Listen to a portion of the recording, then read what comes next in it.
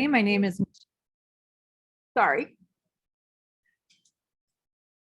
Hi, everybody. My name is Michelle Houghton, and we are going to be doing some fun inking today as part of, and card making as part of the 12 card making days of the holidays here for Michaels.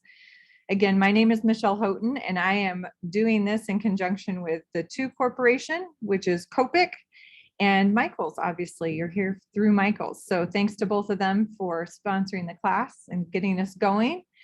So the Copic ink that we're going to be working with today is an alcohol-based ink. Give you a little tiny run through a background. And specifically, we are going to be working with these little refills, and it's called Copic ink, and they come in these little refill bottles. These are the newer version of those bottles. Those inkers refill all of your Copic markers. So it doesn't matter which body style you have, whether it's the original or the chow or the sketch. Those are the refills for these markers. And the best part about the refill system is if I have a G07 in my ink refill, I can fill any of these markers that are also a G07. So it's really compatible, highest quality, and the ink is really fun to work with. This is just another thing you can do as you add refills to your set. You can also do some fun inking processes with those. The re-inkers, or the Copic ink, actually comes in all 358 colors, believe it or not. So there are tons of them. And that also gives new life to all your markers. Keeping up on those and keeping them clean and keeping them filled is going to make them last longer and be more effective. So we're going to play with that. And so if we can switch over to the table view, we will get started over here. Perfect. Thank you.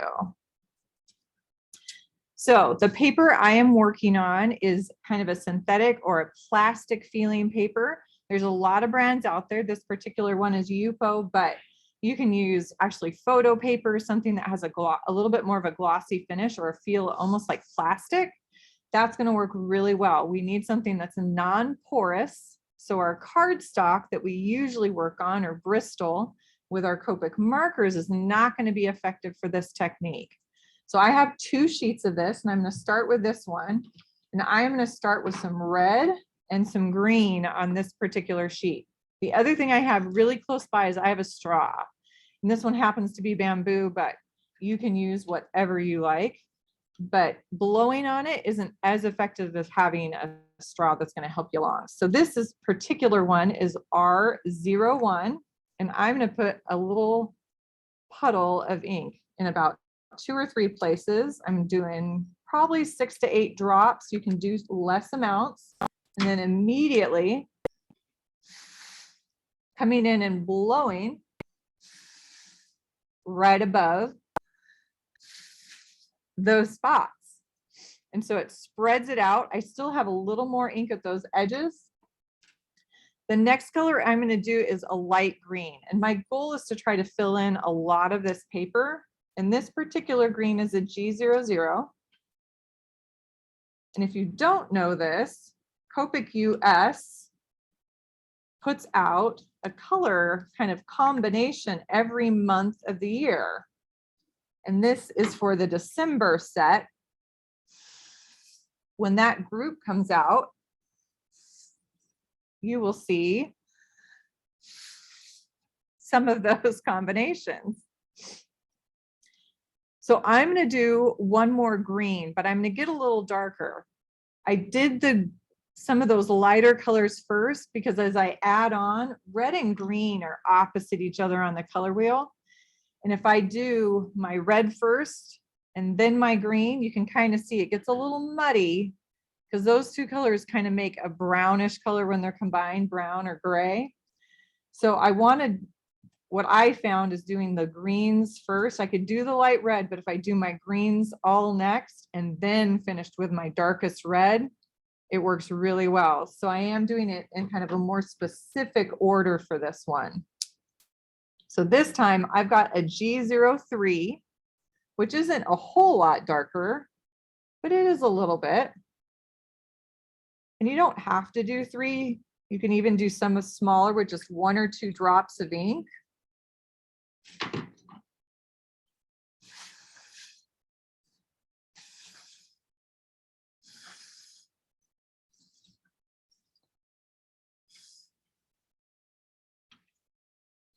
I think I'll get 1 more of those in there because I'm liking that bright green, more holiday color, get a little bit bigger on this one.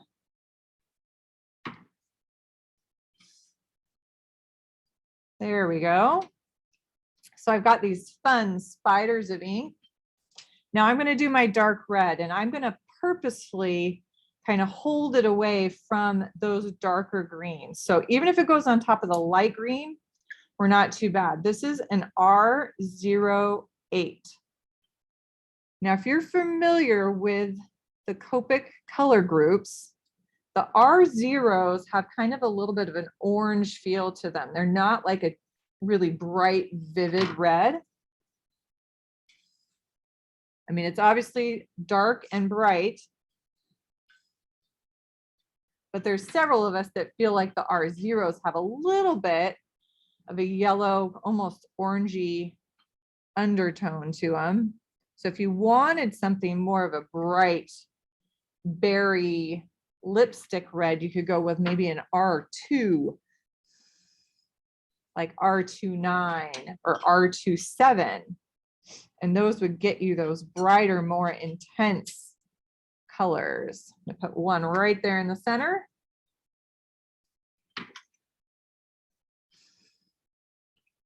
So here's 1 page, and I'm going to carefully set this aside. And I'm going to bring a 2nd page over, and this time I'm going to do blues and greens. So the blues I'm going to use are B00, B02, and maybe a little bit of B05. And then the greens are going to be that G00 again. And this time I'm going to use a G07. So I'm going to do my 2 lightest colors first, the green and the blue, and then these guys, it doesn't matter quite as much. So I have a friend in the chat, his name is Nate. And if you guys have any questions, you can add those to the chat, and he's going to bump in and interrupt me, and we can get those questions answered if those are things that we can share with everybody. I will start putting some light blue and green down.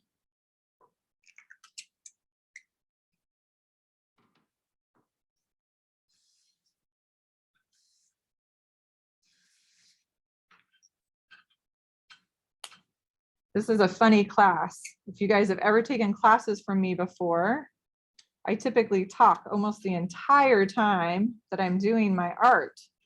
And it's a little hard to do that when I am blowing through a straw.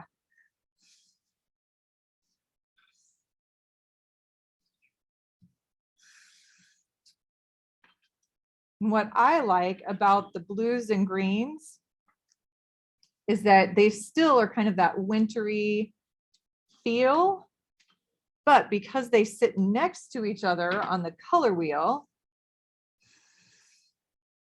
as they overlap, we get some really beautiful blue greens. And I love that aspect of them.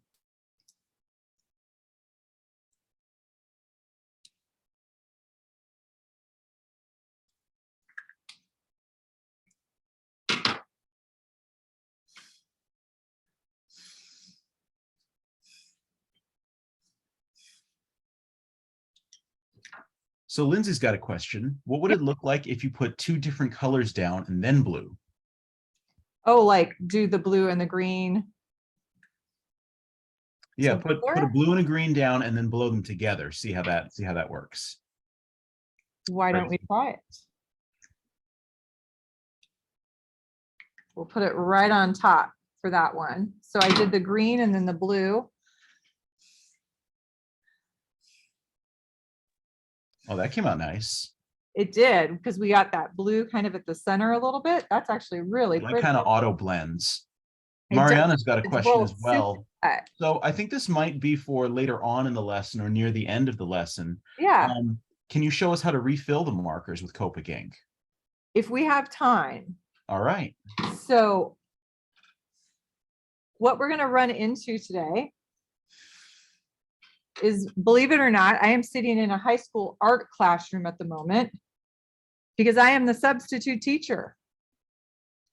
And up here in Alaska, where I am, it is 11:10. It's lunchtime.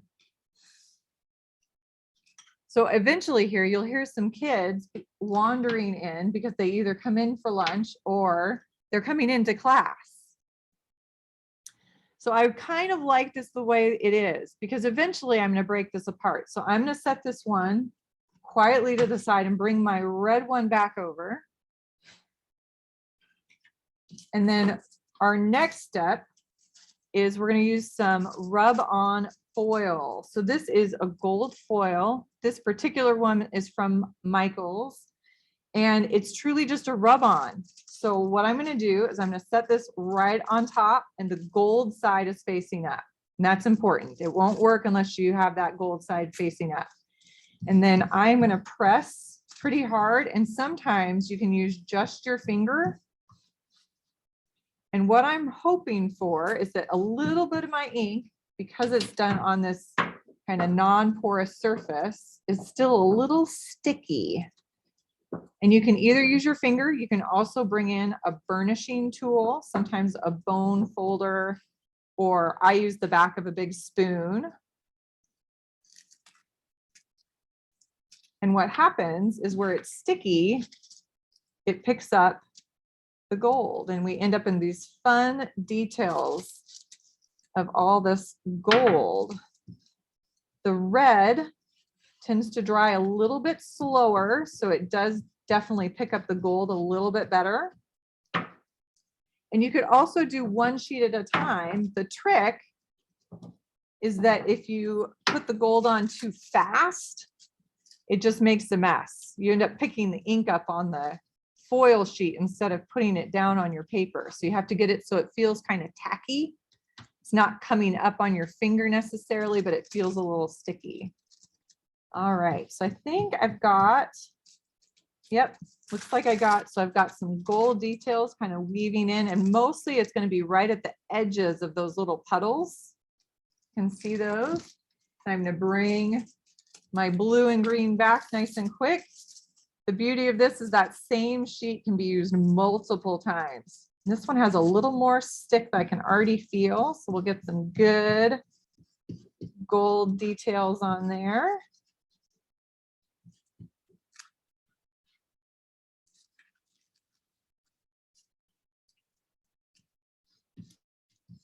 One of the tricks, I will say this, Nate, about refilling the markers is typically I would not refill a marker without weighing it.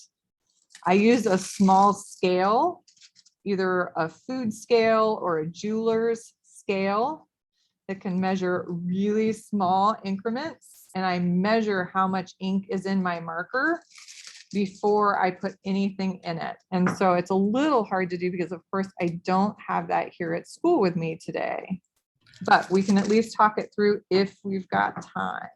It is also very important not to overfill your markers, because then, yep, like if you press down too hard with one end, ink's going to squirt out if you have too much ink in there.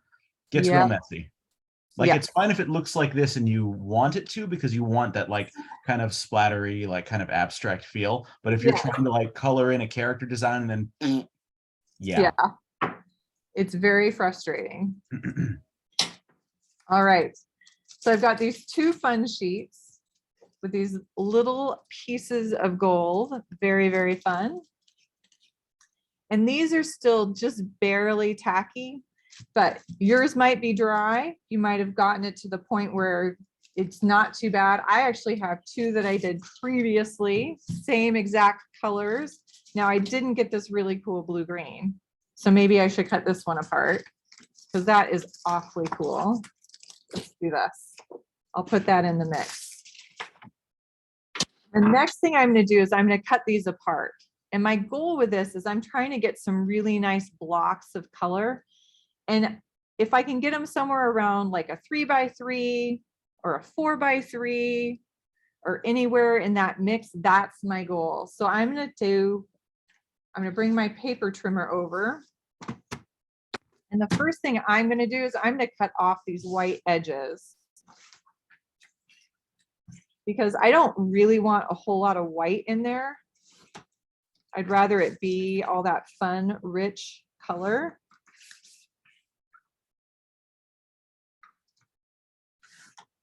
So now I've got obviously a much smaller sheet.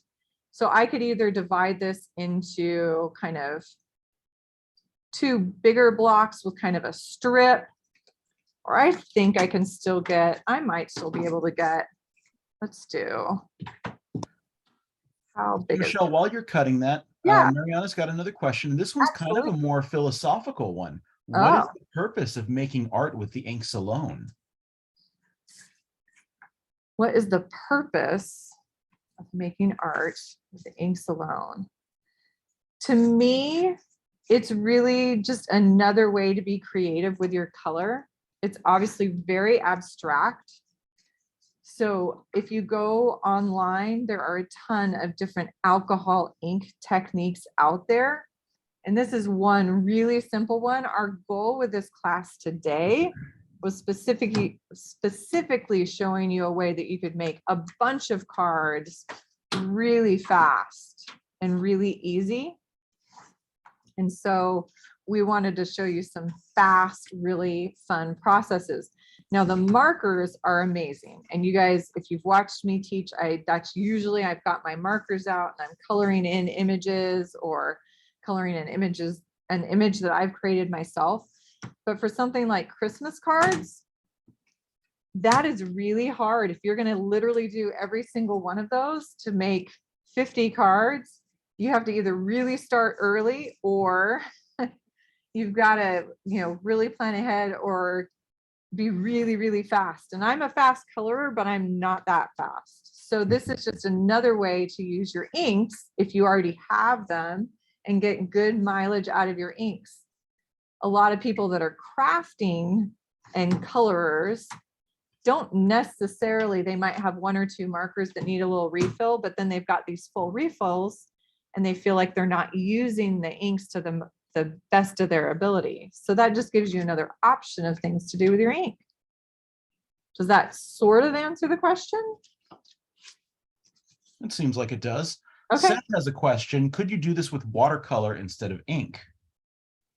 So it's going to look completely different. You could do it with watercolor, but you're probably going to end up using a different kind of paper. And it's not going to, because of the alcohol, I'm not sure about the gold.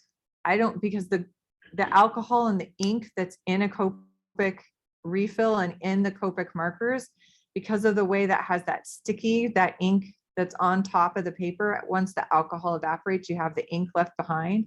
It gives us that sticky edge that captures the gold. And I don't know that you'd get any of that with watercolor. So you could get that mottled effect with a color, but I don't think you would be able to attach the gold at all. Is that fair? I think so. Okay. So our next step, we've got all these little squares, is then putting them together in cards. So what I did is I found these fun little note cards. They truly are just a note card. They're not even full cards, but they come in sets of note cards and envelopes. And they come in sets of up to 10. And so I did just your standard kind of A4. This is the 4 and a, let's see, 4 1/4 by 5 1/2. So it's the standard size. And I've got bunches of these. And then I also trimmed a bunch of pattern papers that are kind of holiday. Some of them have little touches of gold as well. And I have a bunch of these trimmed down to the size that they fit just perfect right inside. So they are 4 inches by 5 1/4. So those are my 2 sizes. So these came in this size already. And then I trimmed some pattern paper so that it fits perfectly just kind of right inside that.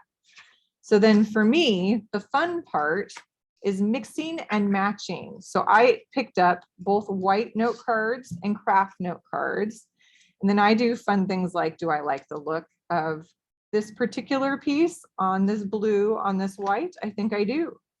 And I could, some of them I could turn this way and it would actually kind of fill it in, or I could put it in the corner, but this might be one. And then let's see, maybe I like the look of kind of a wood. Not sure I like it on the craft.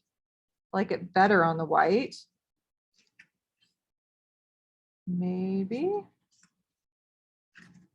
But then I get to play mix and match with some of these. Actually, I think I've got one that's bigger. Let's do this because I like the red.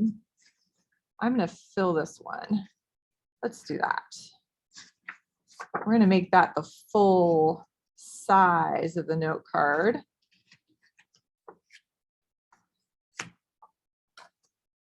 Let's try. Oh, this will be a good one on that craft. Maybe another blue that gets that really pretty blue green that we have because we love that one. So that's pretty nice. So I go through and normally I'd go ahead and do all 8, but I play mix and match a note card with a pattern paper with a little square of color. I will attach a couple of these and then I will show you, and I've got a monster tape runner. But you can see how fast this is going. So we've only been working for about 15 minutes and I'm already putting some little cards together, and I am going to eyeball all of this. I'm not going to measure anything. I'm not going to make sure it's straight. I'm just slapping them on. But that way we can get to some of the fun at the end, which was adding a few embellishments on top.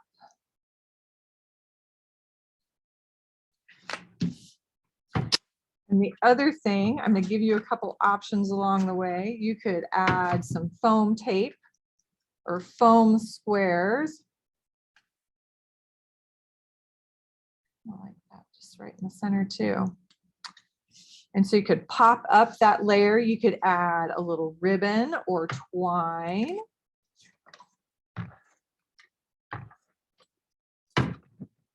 So all these pattern papers were ones that I found at Michael's. So they're easy to get your hands on most of the time. Right smack dab in the center.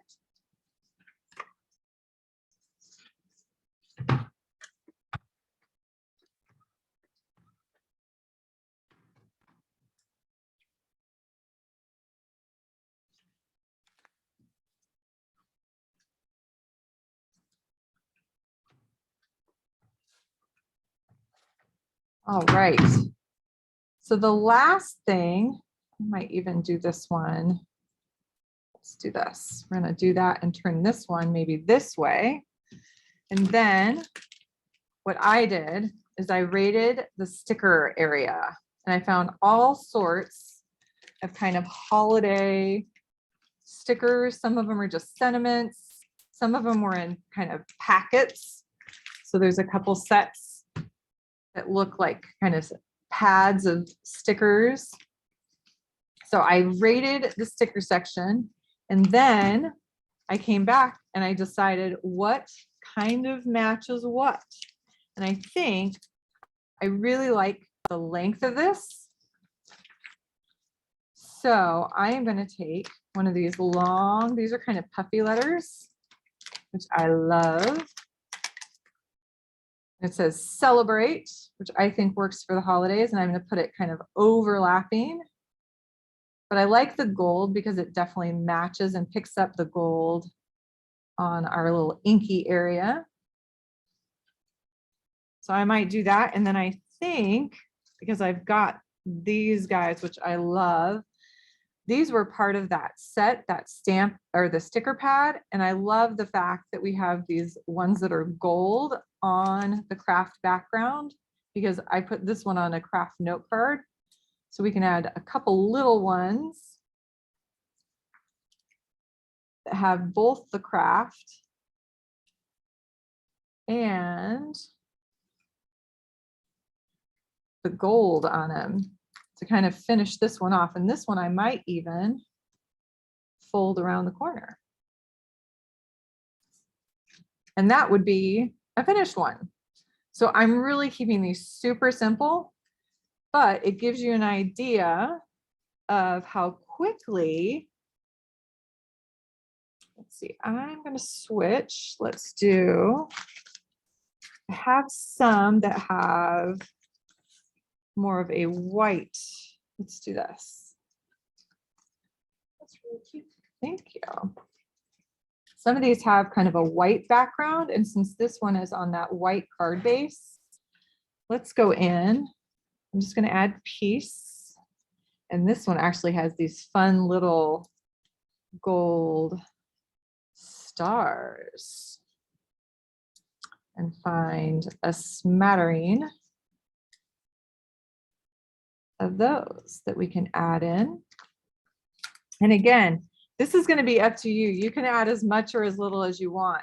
You can add, one of the things I did on one of my practice ones is I took one of the trim pieces that I cut off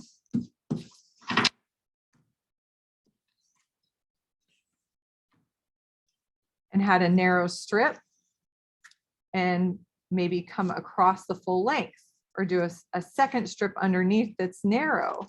So you can use all of your little scraps. Let's see, this has got the red and green. The challenge, I'm going to be honest, because my red's not, ooh, but this might work. This is what I love about playing, is that you can just play, and just see if it works.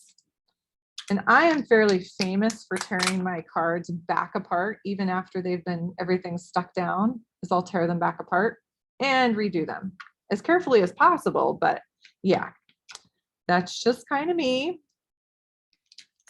Let's see, I'm wondering, we have these red, I'm thinking I'd rather have a couple little pieces of gold again. I like adding the gold. That one doesn't have, let's see, add. That's probably okay. And we'll find one more. Oh, here we go. We can add this at the top. Amongst the stars, we'll say Mary. There we go. And then this guy. Oh, too cute. We definitely need to include a snowman. And we could even do the bigger sentiment on this one. And tuck it, oh, got an extra piece there. Now see, that would have been hard to get off. I'm glad I noticed it. Up in the corner.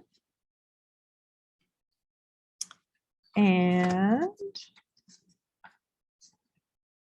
that didn't get very straight, but I'm going to leave that guy. And that, let's see.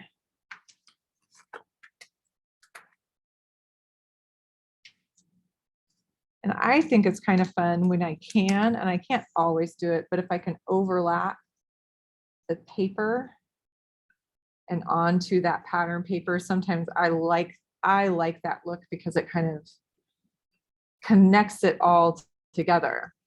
But here we are, we started at exactly 11 o'clock my time, 3 o'clock Central, and it is only a half an hour in, and we have 4 cards, and we literally have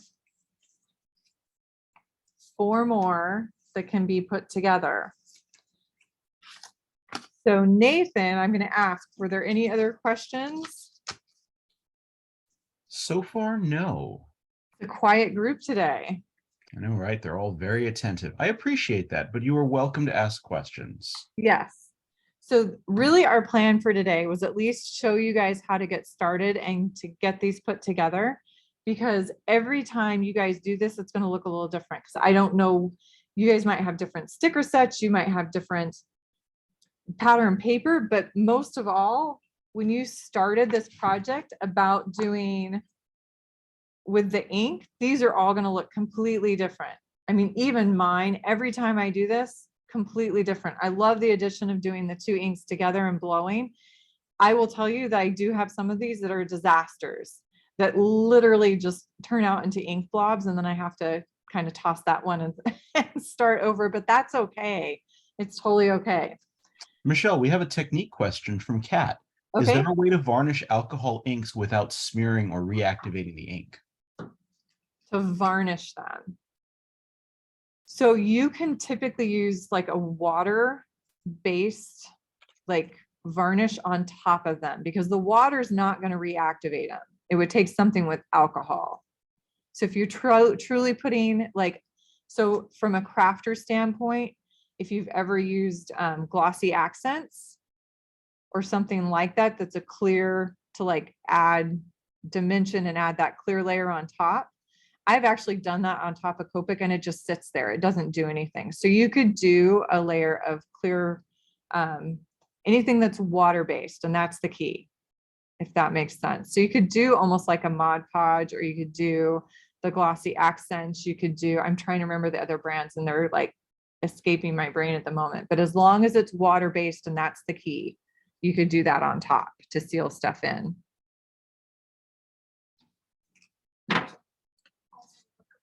To answer Lindsay's question, yes, we will be having more classes. Please stay tuned to Michael's schedule for more. Yes. So we've done, I think Copic has typically tried to do about one a month. I've come around, I usually am here about 3 to 4 times a year.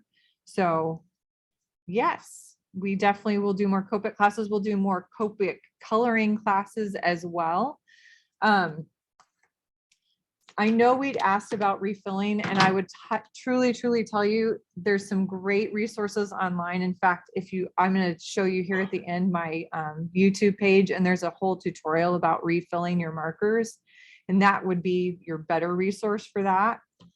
And the fact is, I actually don't even have the right markers to go along with these inks today, but the concept is you're literally going to pull both ends off, and you're going to use the knit tip, and you're either going to go right against the chisel nib and kind of drip into that gap, or you're going to pull that nib out and pour into that hole.